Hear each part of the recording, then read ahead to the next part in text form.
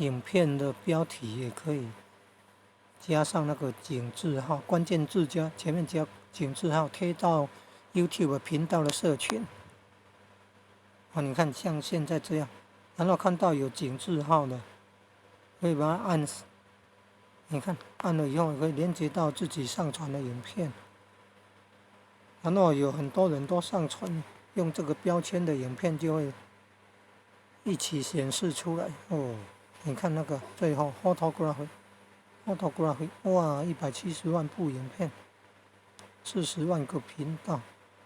你看这么多的影片资源，缩图啦，影片标题啦，就等于连接到影音资料库，全世界的影音资料库一样。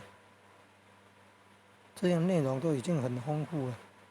透过手机的 YouTube 这频道了哈，你看社群贴文。